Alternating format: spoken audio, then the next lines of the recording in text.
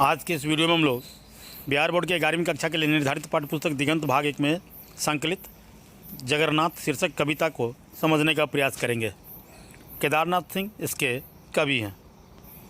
नई कविता आंदोलन के प्रमुख कवियों में एक महत्वपूर्ण कवि का स्थान रखने वाले केदारनाथ सिंह का जन्म सन 1932 में उत्तर प्रदेश के बलिया जिला अंतर्गत चकिया गांव के एक किसान परिवार में हुआ था।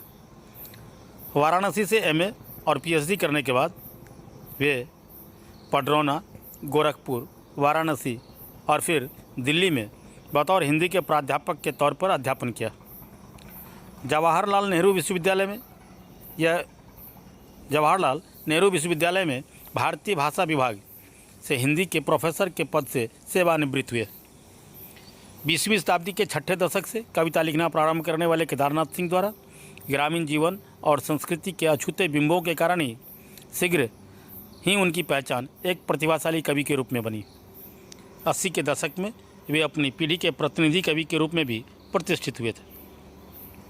उनकी कविताओं में अनुभूतिपरक अर्थ को उसकी ताजगी, सघनता और बहुव्यापी संदर्भों के साथ महसूस किया जा सकता है। इन्हें इनके साहित्यिक अवदान के लिए साहित्य अकादमी पुरस्कार, कुमारन आसान कविता पुरस्कार, दयावती मोदी कविता पुरस्कार सहित अनेक सम्मान से भी सम्मानित किया गया है।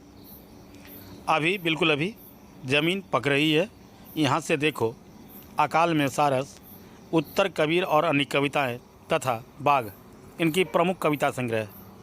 कल्पना और छायावाद, आधुनिक हिंदी कविता में बिंब विधान, मेरे समय के शब्द आदि सभी इनकी आलोचना व शोध है। कवि महानगरों में रहने और वहाँ के विषयों का अपनी कविता में समावेश करते हुए भी गांव एवं गंवई जीवन के आनंद को नहीं भूल सके। उनकी कविताओं में इसकी तरफ दिखाई पड़ती है। यहाँ प्रस्तुत कविता जगन्नाथ में भी ऐसी ही एक छटपटाहट दिखाई पड़ती है।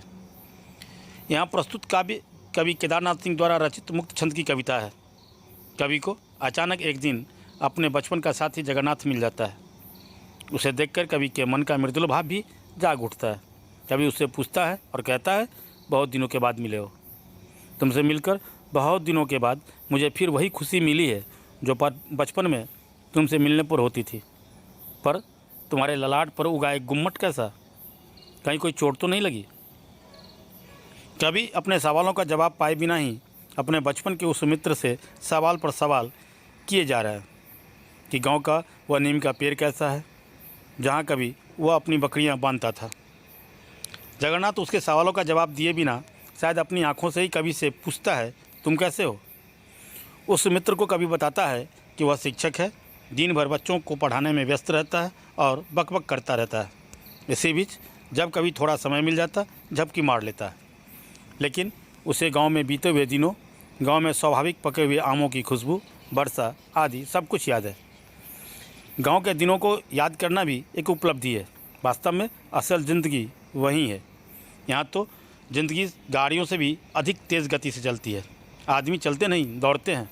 सुख और साधन के भले ही सभी साधन यहाँ उपलब्ध हों या उपलब्ध हैं, पर वो चीज़ जो यहाँ उपलब्ध नहीं है वो है गांव की नैसर्गिकता। कविता के उत्तरार्ध में कवि मानो जगन्नाथ से पीछा छुड़ाना चाहते हैं, लेकिन बातों ही बातों में कह जाते हैं कि शहरों में रहने के कारण अब उनकी बातों में गांव के जैसी निश्चलता नहीं है।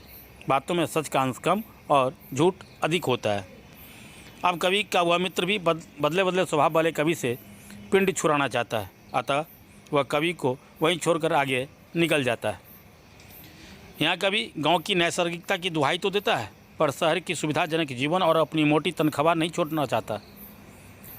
अब उसमें गांव के जैसा भोलापन नहीं रहा, उसमें भी शहर के लोगों के जैसी चतुराई आ गई है। जगन्नाथ से भी उतना ही अपनापन नहीं रहा।